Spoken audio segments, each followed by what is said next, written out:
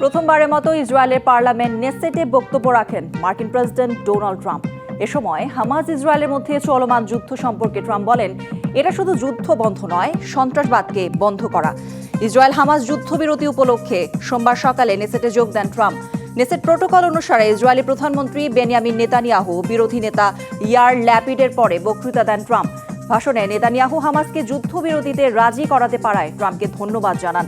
ভাষণের আগে নেতানিয়াহু ট্রাম্পকে তার সংসদীয় কার্যালয়ে অভ্যর্থনা জানান। ট্রাম্প নেসেটের অফিসিয়াল অতিথি বইতে এই সফরকে সম্মানের এবং সুন্দর দিন এবং একটি নতুন সূচনা বলে উল্লেখ করেন। পরে মার্কিন নেতা জিমি পরিবারের সাথে দেখা করার কথা রয়েছে।